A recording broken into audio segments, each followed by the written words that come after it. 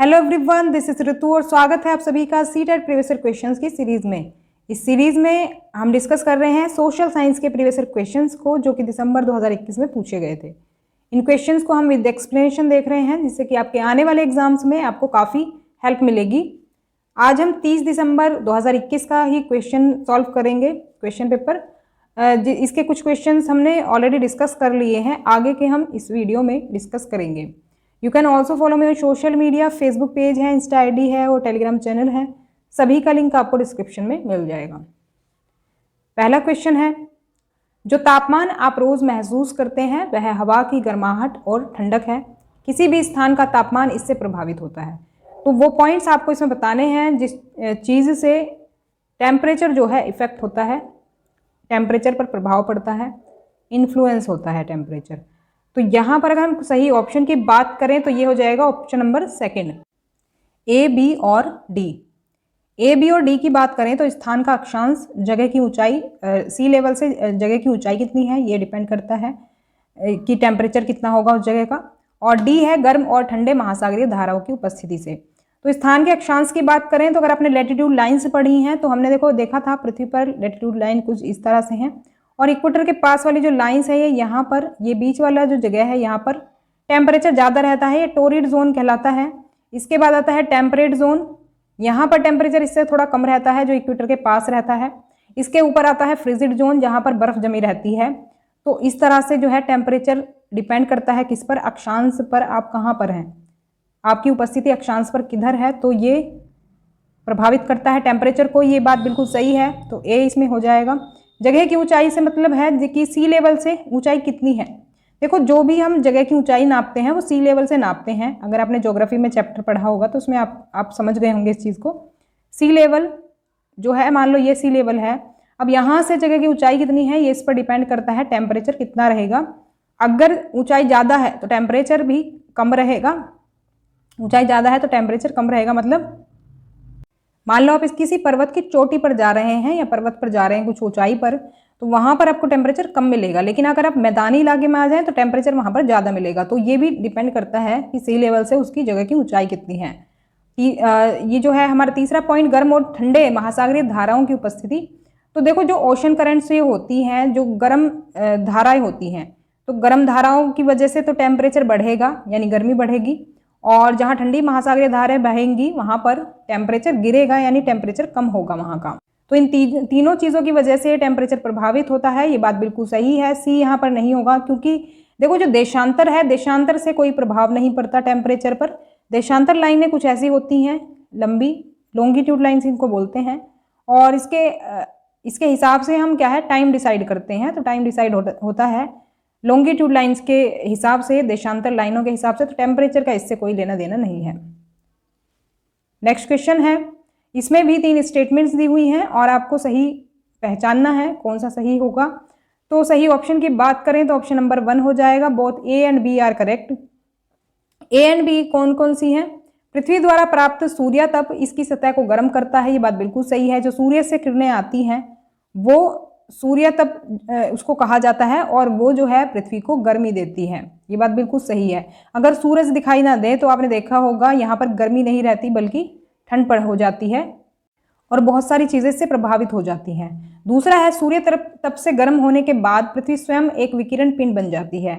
उसका एक रीज़न है, देखो जब सूर्य का ताप पृथ्वी पर आता है, फिर वही ताप जो है एक तरह से जो पृथ्वी है वो रेडिएट कर देती है। इसी वजह से इसको कहा जाता है कि जो पृथ्वी है खुद रेडिएटिंग बॉडी बन जाती है सूर्य तरफ से गर्म होने के बाद। इसको भी हम समझेंगे। सी जो है ये है, नाइट्रोजन पृथ्वी से उत्पन्न गर्मी को फंसाती है और पृथ्वी के तापमान को बनाए रखने में मदद करती है। तो एक बात गलत है, नाइट्रोजन इसमें इंक्लूड नहीं है। पृथ्वी की जो गर्मी है उसको ट्रैप करने का काम करती है ग्रीन हाउस गैसेस, और ग्रीन हाउस गैसेस एक नहीं कई गैसेस हैं, उनको भी हम जानेंगे। देखो यहाँ पर थोड़ा सा जान लेते हैं इसके बारे में। जैसे कि उसमें दिया हुआ था ना कि पृथ्वी की सतह कैसे गर्म होती है, सूर्य की गर्मी से ही। तो यहाँ पर देख रहे होंगे आप, इधर से ये सूर्य से गर्मी आ रही है जो कि पृथ्वी की सतह पर पहुँच रही है। तो पृथ्वी की सतह इससे गर्म होती है, सूर्य की जो गर्मी मिलती है। फिर जो गर्मी होती है वो यहीं पर नहीं रहती पृथ्वी पर, ये जितनी गर्मी होती है, जो टेम्परेचर मेंटेन रहता है पृथ्वी का, वो वैसे ही मेंटेन रहता है। बाकी जो गर्मी होती है वो रेडिएशन के थ्रू पृथ्वी से बाहर चली जाती है। तो इसी वजह से रेडिएटिंग बॉडी इसको कहा जाता है पृथ्वी को। और ये काम जो करती है ना, ये जो गर्मी जो एब्जॉर्ब करने का काम करती हैं, ये करती है ग्रीन हाउस गैसेस। और इसमें कुछ गैसेस हैं जो कि है कार्बन डाइऑक्साइड, ये मुख्य गैस है इसमें ग्रीन हाउस में, जिसका सबसे बड़ा योगदान होता है। और मीथेन गैस है इसमें, नाइट्रस ऑक्साइड है, और बाकी भी और गैसेस शामिल हैं इसमें। तो ग्रीन हाउस गैसें यौगिकों का एक समूह है जो वायुमंडल में गर्मी को अवशोषित करने में सक्षम है। पृथ्वी की सतह को सीधे सूर्य के प्रकाश को पृथ्वी की सतह तक पहुंचने की अनुमति देकर गर्म रखती हैं। तो सीधे ही सूर्य का प्रकाश इधर आ जाता है, लेकिन फिर जब ये वापस जाता है तो उतना ही टेम्परेचर मेंटेन हो जाता है जितना पृथ्वी का रहता है। तो कुछ भी यहाँ पर रुकता नहीं है। अगर रुकेगा तो पृथ्वी की गर्मी बढ़ जाएगी। वो कहते हैं ना कि ग्लोबल वार्मिंग बढ़ रही है। ग्लोबल वार्मिंग जब बढ़ती है, जब वो सूर्य की जो पूरी गर्मी है वो वापस नहीं जा पाती, तो वो ग्लोबल वार्मिंग एक तरह से कहलाती है। वो यहीं पर ट्रैप होने लगती है, गर्मी बढ़ने लगती है। तो आई होप कि आपको चीज़ें समझ में आई होंगी। नेक्स्ट क्वेश्चन देख लेते हैं। निम्नलिखित में से कौन सी घटना सबसे अच्छी तरह बताती है कि क्यों कपड़े सूखने में अधिक समय लेते हैं और हमारे शरीर से पसीना आसानी से नहीं निकलता है? तो ये किस वजह से होता है? बेसिकली हमसे रीज़न पूछा है, तो ये होता है आर्द्रता की वजह से, ह्यूमिडिटी की वजह से। ह्यूमिडिटी अगर आपको नहीं पता है तो मैं बता देती हूँ कि ह्यूमिडिटी जो है, एक तरह से जो हमारा जो वायुमंडल है, एटमॉस्फेयर है, उसमें जो नमी होती है उसको कहते हैं ह्यूमिडिटी। आर्द्रता का मतलब नमी ही है। तो जो हवा में आर्द्रता होती है या फिर नमी होती है उसको हम कहते हैं क्या? ह्यूमिडिटी। और ये जो है एक तरह से जल वाष्प की मात्रा है। मतलब नमी मतलब पानी होगा, ऑब्वियस सी बात है। वाटर वेपर होगी हवा में। कभी आप देखो बाथरूम में जब आप नहाते हैं तो उस टाइम पर आपने देखा होगा वाटर वेपर इकट्ठी हो जाती है। अगर वहाँ पर मिरर हो तो वहाँ पर आप देख पाते हैं, तो उसी को कहते हैं नमी। तो ऐसी नमी आप पाएंगे बरसात के मौसम में बहुत रहती है। तो बरसात के मौसम में आपने देखा होगा कपड़े सूखने में बहुत टाइम लगाते हैं। क्यों लगाते हैं? क्योंकि हवा में ऑलरेडी नमी रहती है, तो वो जो पानी सोखने का जो प्रोसेस होता है ना, वो धीमा पड़ जाता है। इसी को ह्यूमिडिटी कहते हैं। तो यदि हवा में बहुत अधिक जलवाष्प है तो आर्द्रता अधिक होगी, यानी अगर वाटर वेपर ज़्यादा है, नमी ज़्यादा है, तो ये ह्यूमिडिटी ज़्यादा रहेगी। और नमी जो है जितनी अधिक होगी उतना ही जो है गीला महसूस होगा। आपने देखा होगा बरसात में अगर आप पोछा भी लगाते हैं तो भी वो गीला गीला रहता है, मतलब सूख नहीं पाता जल्दी से। ऐसे ही जो पसीना है, पसीना भी कम निकलता है। लेकिन अगर हम बात करें इसके पॉजिटिव इम्पैक्ट्स की, तो पॉजिटिव इम्पैक्ट्स नहीं होते हैं इसके। मतलब ये माना जाता है कि ह्यूमिडिटी जो है एटमॉस्फेयर में कम होनी चाहिए, ज़्यादा नहीं होनी चाहिए। अगर ह्यूमिडिटी ज़्यादा होगी तो ये फिर दिक्कत करती है। अगर मैं आज की ह्यूमिडिटी की बात करूँ तो आज ह्यूमिडिटी है 70+, यानी कि 70 से ऊपर है। जबकि ह्यूमिडिटी जो अगर हम बताएं कि आदर्श ह्यूमिडिटी की अगर बात करें तो ये होनी चाहिए 35 से 60% के बीच, ये सही होती है। लेकिन बरसात के मौसम में ह्यूमिडिटी जो है बढ़ जाती है, जो कि हेल्थ पर भी बुरा असर डालती है। तो विशेषज्ञ बताते हैं कि स्वास्थ्य प्रभाव से बचने के लिए इतनी ह्यूमिडिटी होनी चाहिए, जो कि यहाँ पर दी हुई है 35 से 60 के बीच।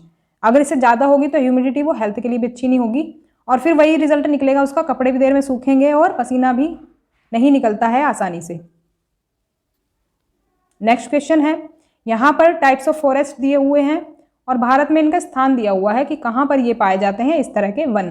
तो यहाँ पर आपको सही मिलान करना है, और सही की बात करें तो ये हो जाएगा ऑप्शन नंबर 3 के हिसाब से अगर हम मैच करें तो ए को हम मिला देंगे दूसरे से। ए यानी कि पश्चिमी घाट के पश्चिमी ढलान उष्णकटिबंधीय वर्षा वन मिलते हैं। इनको सदाबहार वन भी कहा जाता है, क्योंकि बारिश की वजह से ये हमेशा हरे भरे रहते हैं, तो सदाबहार वन कहलाते हैं। दूसरा है बी को मिला दें हम तीसरे से, उष्णकटिबंधीय पर्णपाती वन पश्चिमी घाट के पूर्वी ढलान। और सी को हम पहले से मिलाएंगे, कटीली झाड़ियाँ राजस्थान में मिलती हैं, ये तो कोई भी मैच कर देगा। और मैंग्रोव वन तो पहले से ही मैच है, सुंदरवन में मिलते हैं।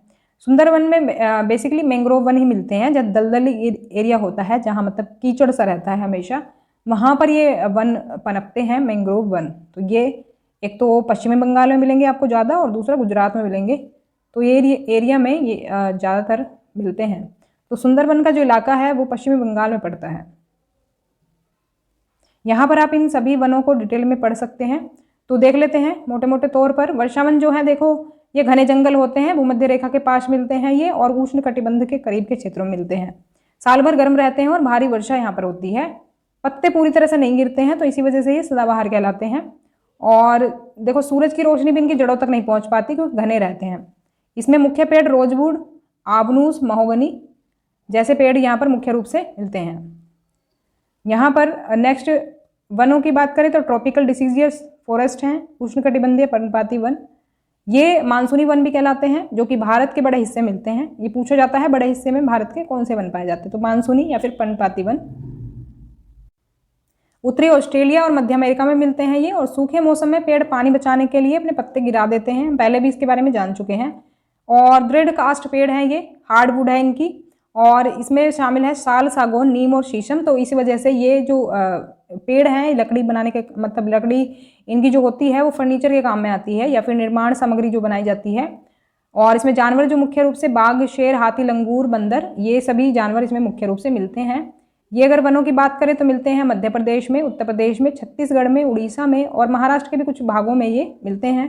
नेक्स्ट वनों की बात करें तो ये हैं कटीली झाड़ियाँ, थोर्नी बुशेस।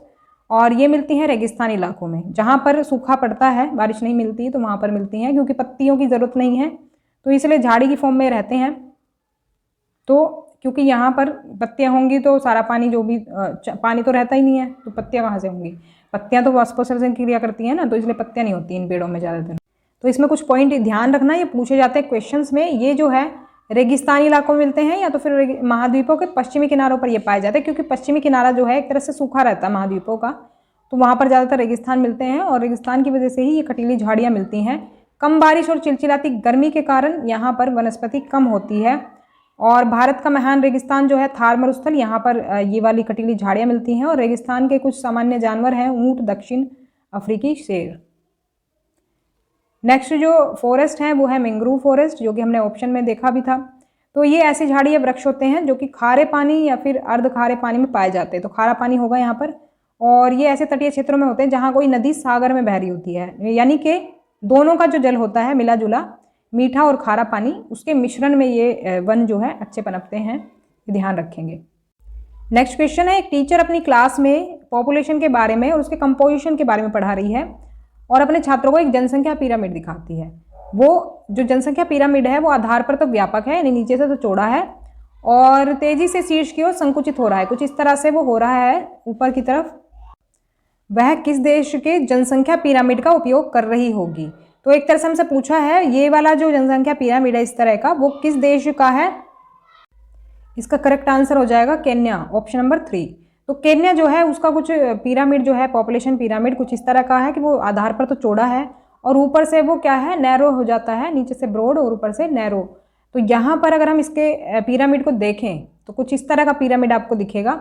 और इस पिरामिड का एक मतलब है, ये जान लो कि जो ये आधार से चौड़ा होता है ना, इसका मतलब है कि जन्म दर वहाँ की ज़्यादा है उस कंट्री की, जिस भी कंट्री का हम दिखाते हैं। देखो एज ग्रुप आप यहाँ से देख पाएंगे, तो एज ग्रुप यहाँ 0 से लेकर के ये ऊपर बढ़ता जाता है। तो यहाँ पर आप पाएंगे कि यहाँ पर जन्म दर तो ज़्यादा है, यानी बच्चों की संख्या ज़्यादा है यहाँ पर, और जो मृत्यु दर है वो काफ़ी कम है। तो इसी वजह से यहाँ पर आपको मिलेगा ये कुछ इस तरह का पिरामिड।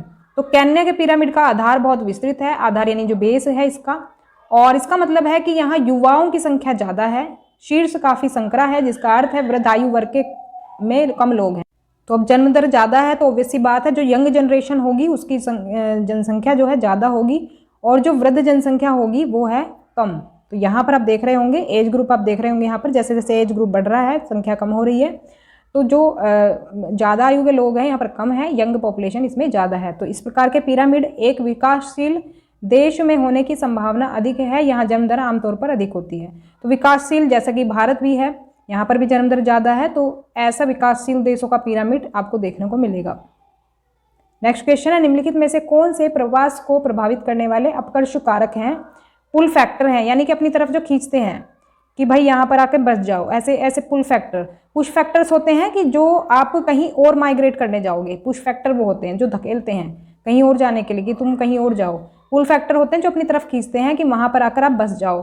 तो ऑब्वियस सी बात है सुख सुविधाएं होंगी, तो यहाँ पर हो जाएगा ऑप्शन नंबर 2।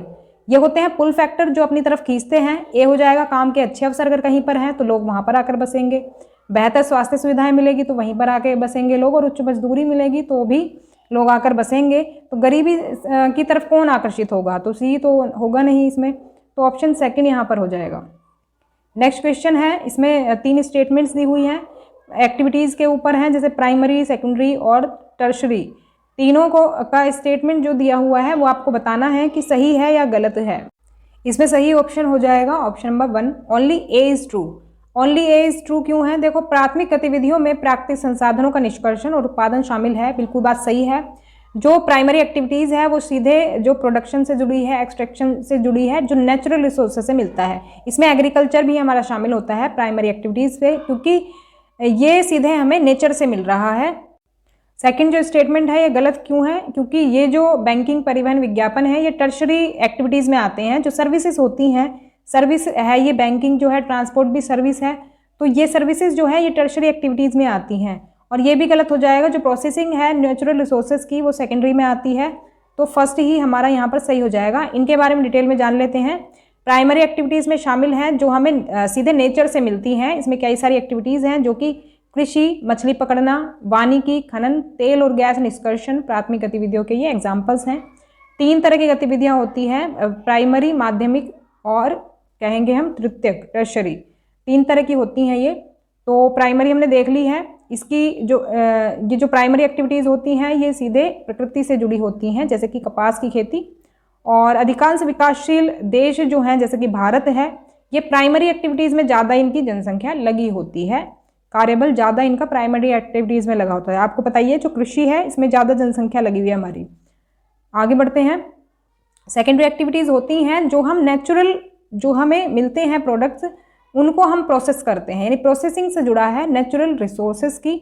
तो ये हो जाएगा, जैसे कि कपास हमें मिला, किससे? नेचर से मिला था, हमारा प्राइमरी एक्टिविटी थी। जो प्राइमरी एक्टिविटी को प्रोसेस करके हम कोई प्रोडक्ट तैयार करते हैं वो हमारा आता है क्या? सेकेंडरी में। मैन्युफैक्चरिंग एक तरह से जो एक्टिविटीज़ होती हैं वो इसमें शामिल होती हैं, जैसे कपास से कपड़े बनाने का काम होता है। लौह अयस्क जो कि हमें नेचर से मिला था, ये इससे हमें स्टील बनाने का काम होता है। गन्ने से चीनी बनाते हैं। ये सभी जो हैं सेकेंडरी एक्टिविटीज़ के एग्जाम्पल्स हैं। तो इसमें एक तरह से हम कह सकते हैं जो मैन्युफैक्चरिंग का काम है या फिर जो फैक्ट्रीज़ में जो उत्पादन होता है वो सेकेंडरी में आता है। तो ये सभी गतिविधियाँ गौण गतिविधियाँ हैं, यानी सेकेंडरी हैं। और क्योंकि अंतिम उत्पाद पुरुषों द्वारा उत्पादित किया जाना है, ना कि प्रकृति द्वारा, तो ये प्रकृति नहीं उत्पादित करती इसको, बल्कि इंसान खुद करता है, जो सेकेंडरी में आता है। तो इसमें निर्माण की कुछ प्रक्रिया आवश्यक होती है।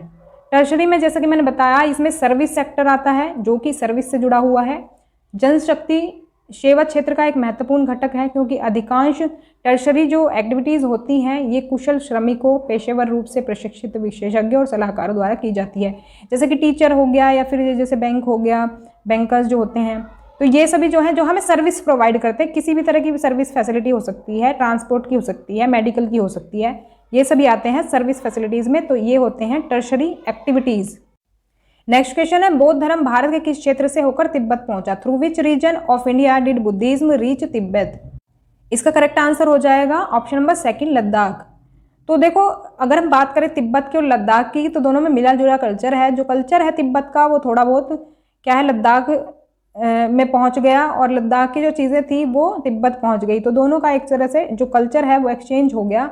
और इसी वजह से क्या होता है, लद्दाख को छोटा तिब्बत भी कहा जाता है, क्योंकि दोनों में मिला जुला कल्चर देखने को मिलता है। नेक्स्ट क्वेश्चन है, यह घोषणा करते हुए कि भारत के सभी लोगों के लिए कोई एक भाषा, धर्म या संस्कृति अनिवार्य नहीं होगी, संविधान निर्माता किस मूल्य को बढ़ावा देने की कोशिश कर रहे थे?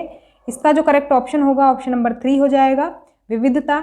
क्योंकि देखो, अगर हम कोई एक भाषा रखते हैं तो वो दूसरे लोगों के लिए जाती होगी। मान लो हिंदी को ही अगर हम नेशनल लैंग्वेज बनाने लगे तो साउथ इंडियन के लिए जाती होगी, पूर्वी इलाकों में जो लोग रहते हैं उनके लिए जाती होगी, क्योंकि वो हिंदी भाषा नहीं जानते हैं।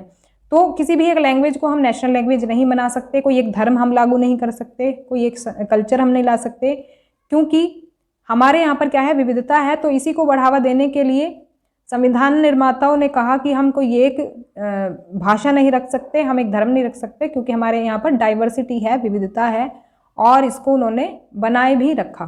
तो थर्ड ऑप्शन यहाँ पर सही हो जाएगा। नेक्स्ट क्वेश्चन है, भारत में सरकार के कितने स्तर मौजूद हैं? ये हो जाएगा ऑप्शन नंबर 3 ही है इसमें भी, कि सरकार के जो हैं 3 स्तर हैं, और ये होते हैं क्या, स्थानीय स्तर, राज्य स्तर और राष्ट्रीय स्तर। स्थानीय होता है लोकल लेवल, विलेज, टाउन, या फिर आपका जो लोकल एरिया है उससे रिलेटेड हो सकता है। विलेज में मैंने आपको पढ़ाया था पॉलिटी में, पंचायत व्यवस्था जो होती है लोकल लेवल में आती है। और राज्य स्तर पर होती है राज्य सरकार, जो पूरे राज्य की गवर्नमेंट होती है, स्टेट गवर्नमेंट उसको कहा जाता है, और वो पूरे एक राज्य के लिए जिम्मेदार होती है। और पूरे देश की होती है एक नेशनल लेवल की गवर्नमेंट, जिसको हम राष्ट्रीय स्तर की सरकार कहते हैं। इसका जो संबंध होता है वो पूरे देश से होता है, पूरे देश का जो काम है वो संभालती है नेशनल लेवल की गवर्नमेंट। तो ये स्तर पर इसलिए बांटा गया है इसको, क्योंकि एक ही स्तर पर सरकार को चलाना बहुत बड़ी बात है, और लोकल लेवल पर भी गवर्नमेंट होनी चाहिए, लोकल जो लेवल के जो मैटर्स होते हैं उनको सॉल्व करने के लिए, तो इसीलिए अलग अलग लेवल पर गवर्नमेंट बनाई गई है। तो ये थी हमारी आज की क्लास। कैसी लगी कमेंट करके ज़रूर बताएं। If you have any query then please ask me in comment section. Video को लाइक ज़रूर करें, शेयर ज़रूर कर दें ज़्यादा से ज़्यादा अपने कॉन्टेक्ट्स में, और सब्सक्राइब ज़रूर कर लें चैनल को, जिससे कि आपको आगे के अपडेट्स और न्यूज़ मिलती रहे। तो मिलते हैं नेक्स्ट क्लास में, तब तक के लिए stay connected and keep watching study more knowledge. Thanks for watching.